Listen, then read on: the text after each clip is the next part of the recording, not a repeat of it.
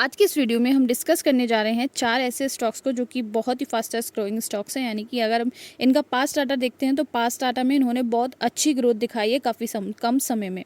तो यहाँ पर इसी बेसिस पर हम इन स्टॉक्स को लाए हैं। यानी कि यहाँ पर इनका जो मोटिव है ये है कि ये शॉर्ट टर्म में बहुत अच्छा परफॉर्म करते हैं, लेकिन अगर लॉन्ग टर्म में भी हम इनको फोकस करते हैं तो हमको बहुत अच्छे इनसे बेनिफिशियल रिजल्ट मिल सकते हैं। इनकी आरओसी और आरओई काफ़ी ज़्यादा एक पॉइंट पर है, जिससे कि इन स्टॉक्स में बहुत ही ज़्यादा फंडामेंटली स्ट्रांगनेस आती है। साथ ही साथ अगर बात करें इनके ओवरऑल फंडामेंटल्स की और इनके जो प्रमोटर्स वगैरह हैं वो काफ़ी ज़्यादा अच्छे हैं, डिसेंट हैं। साथ ही साथ इनकी और भी चीज़ें जैसे कि इनकी रिटर्न वगैरह की कैपेसिटी भी अच्छी है। तो डायरेक्टली हम स्टॉक्स पर चल लेते हैं। ग्रोइंग इंडस्ट्रीज़ के स्टॉक है, लॉन्ग टर्म की जो हमारी डिमांडिंग इंडस्ट्रीज़ हैं उनमें से ये चारों स्टॉक्स जो हैं वो लाइक करते हैं। तो पहले स्टॉक की तरफ हम लोग चल लेते हैं जो बेसिकली इलेक्ट्रिक व्हीकल्स और ड्रोन में स्पेशलाइज्ड है और इसकी कुछ स्ट्रेंथ भी है, वो भी हम देख लेते हैं। यहाँ पर आप देख सकते हैं कंपनी की जो कैश कन्वर्जन साइकिल है वो बहुत अच्छी है, जो कि 88 डेज़ की है। यानी कि एक एफिशिएंट कैश कन्वर्जन साइकिल है।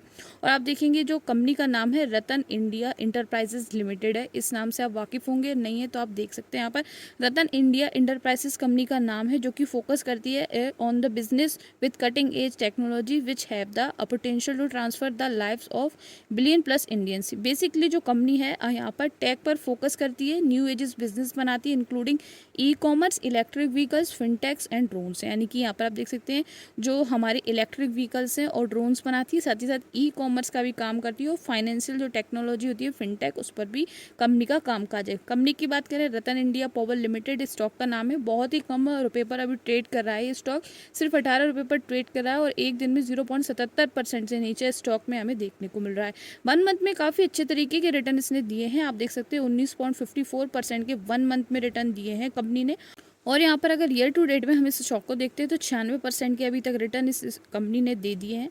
आप देखेंगे 1 जनवरी को 9 रुपये पर ट्रेड कर रहा था ये स्टॉक जनवरी में, और अभी आप देख सकते हैं 18 रुपये पर आ गए और यहाँ पर 96% की रिटर्न है। यानी कि शॉर्ट टर्म में 100% रिटर्न के लगभग पहुँच चुका है स्टॉक।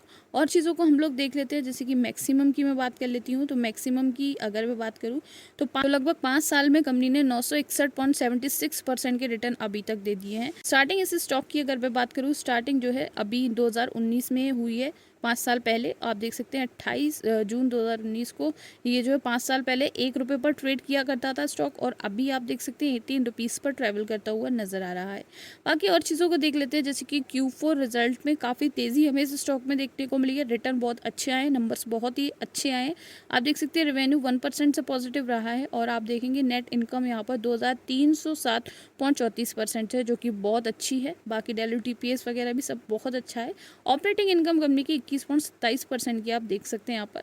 और चीज़ों की मैं बात करूँ, जैसे कि कंपनी का मार्केट कैप कितना है तो 11,743.76 करोड़ का यहाँ पर मार्केट कैप है यहाँ पर।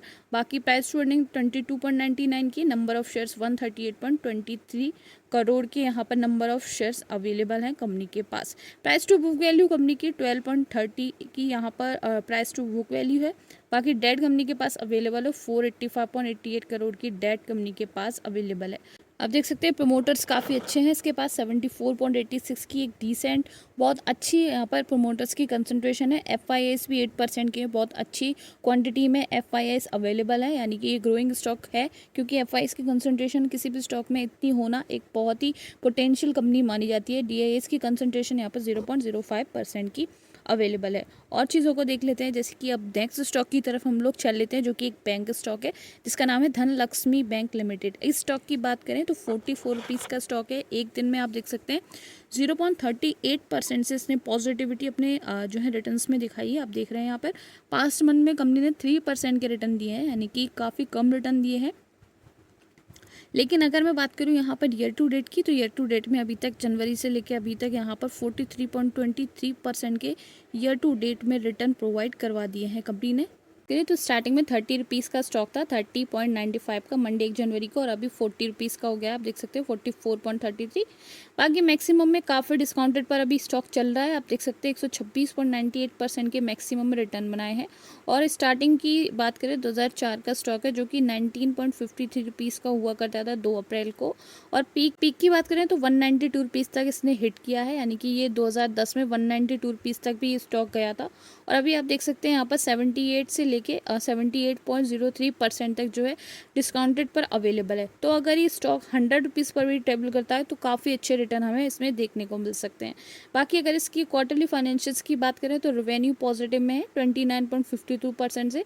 बाकी net income, dilutive EPS, net profit margin और ऑपरेटिंग इनकम जो है यहाँ पर Q4 रिजल्ट के अंदर नेगेटिव में देखने को मिल रही है कंपनी की। मार्केट कैप यहाँ पर 1118.57 करोड़ का है। प्राइस टू अर्निंग यहाँ पर 19.35 की प्राइस टू अर्निंग है। पीबी की बात करें यानी कि प्राइस टू बुक वैल्यू की, तो यहाँ पर 1.29 की बहुत अच्छे से यहाँ पर जो बुक वैल्यू अवेलेबल है। कंपनी के पास नंबर ऑफ शेयर्स की बात करें 25.30 करोड़ के नंबर ऑफ शेयर्स कंपनी के पास अवेलेबल है। और चीज़ों को देख लेते हैं कंपनी की, जैसे कि अगर हम बात करें कंपनी की जो कॉस्ट और टू इनकम है, कॉस्ट टू इनकम यहाँ पर 77.61 की है, डिविडेंड नहीं प्रोवाइड करवा रही है। और यहाँ पर बुक वैल्यू है 30.40 की बुक वैल्यू अवेलेबल है कंपनी की।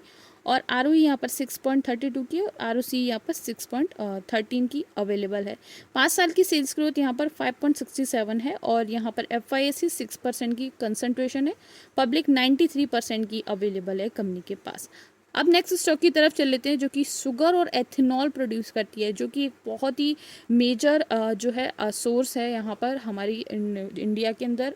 शुगर की बात करें, शुगर के अलावा ये एथेनॉल भी प्रोड्यूस करती है जो कि इंडस्ट्रीज़ में यूज़ की जाती है। आप देख सकते हैं the largest install production capacity for sugar and ethanol in the country. ये एक ऐसी कंपनी है जो कि सबसे ज़्यादा शुगर और एथेनॉल प्रोड्यूस करती है और उसके 14 शुगर के मिल्स हैं और 6 डिस्टिलरीज हैं, are all located in UP. यानी कि यूपी में इसके 6 डिस्टिलरीज और 14 शुगर मिल्स के अलावा 10,000 पीपल इसमें काम करते हैं एज एम्प्लॉय। आप देख सकते हैं इसका नाम है Bajaj Hindustan sugar limited. 41.19 rupees का स्टॉक है और एक दिन में 3% से डाउन पर हम इस स्टॉक को देख सकते हैं और 1 मंथ में 25.96% के रिटर्न अभी तक इस स्टॉक ने बनाए हैं। स्टार्टिंग में ये 24 मई को 32.70 का स्टॉक था और अभी आप देखेंगे यहाँ पर ईयर टू डेट की बात करें 28 रुपीज़ का स्टॉक था मंडे 1 जनवरी को और अभी यहाँ पर आप देखेंगे जो है स्टॉक 41.19 पर ट्रैवल करता हुआ हमें देखने को मिल रहा है। मैक्सिमम में 483.43 के अभी तक रिटर्न इसने प्रोवाइड करवा दिए हैं और आप देखेंगे 7 रुपीज़ का स्टॉक था मंडे 1999 में स्टार्टिंग में और अभी इसकी पीक की बात करें तो इसने भी लगभग 419 रुपीज़ का पीक लगा लिया है और अभी 41 पर ट्रैवल कर रहा है, यानी कि अपने 90.17% के यहाँ पर डिस्काउंटेड पर अवेलेबल है। इसमें चांसेस स्टॉक अगर 200 पर भी जाता है तो बहुत अच्छे रिटर्न हमें इस स्टॉक से देखने को मिल सकते हैं। बाकी और चीज़ों को हम लोग देख लेते हैं, जैसे कि Q4 रिजल्ट काफ़ी अच्छे हैं। रेवेन्यू पॉजिटिव में रहा है 21% से, नेट इनकम 134.75 से पॉजिटिव में रही है, नेट प्रॉफिट मार्जिन 128.68% से पॉजिटिव में रहा है, ऑपरेटिंग इनकम कंपनी की 60% से पॉजिटिव में रही है। मार्केट कैप की बात करें 5,257.61 करोड़ का मार्केट कैप है। प्राइस टू बुक वैल्यू यहाँ पर 1.17 की price to book value available है।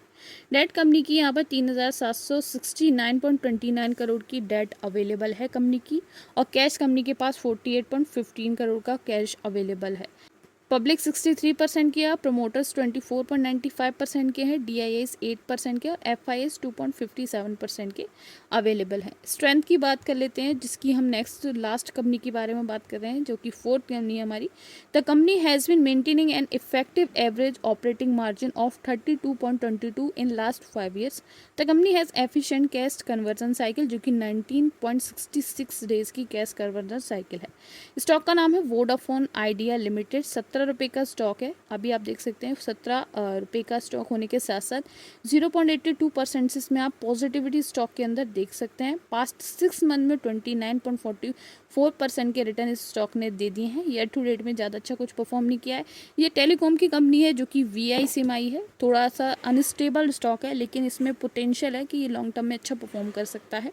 जिस तरीके से इसकी सेल्स हमें देखने को मिल रही है, बिकॉज इंटरनेट के लिए इसको बहुत ज़्यादा ऑपरेट किया जा रहा है। इसकी जो सिम वगैरह है उसको आप देख सकते हैं 1.65% से ईयर टू डेट में इसने रिटर्न प्रोवाइड करवाए हैं। 5 साल के अंदर 42.22% के रिटर्न जो है कंपनी ने प्रोवाइड करवा दिए हैं।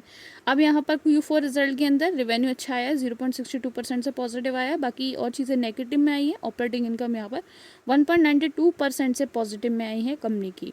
फाइनेंशियल्स देख लेते हैं, जैसे कि मार्केट कैप 1,17,226.83 करोड़ का मार्केट कैप है। प्राइस टू अर्निंग की बात करें 0 की है। फेस वैल्यू 10 रुपीज़ की है। बाकी डिविडेंड नहीं प्रोवाइड करवा रही है। कैश की बात करें 771.60 करोड़ का कैश कंपनी के पास अवेलेबल है। डेट बहुत ज़्यादा है कंपनी के पास, 2 लाख के समथिंग की डेट कंपनी के पास अवेलेबल है। बाकी सेल्स की बात करें 9.67% की कंपनी की सेल्स अवेलेबल है। और चीज़ों को देखें, यहाँ पर पिछले 5 साल के अंदर 8.54% से सेल्स में इंक्रीजमेंट देखने को मिला है। एफआईज की बात करें तो प्रमोटर सबसे ज़्यादा हैं, एफआईज भी हैं 1.97 के, और यहाँ पर डीआईएस 34% के अवेलेबल है। प्रमोटर्स यहाँ पर 48% के हैं और पब्लिक 14% की अवेलेबल है। तो ये थे top 4 stocks. Thank you so much for watching. ये कोई भी बाय सेल रिकमेंडेशन नहीं है, एजुकेशन पर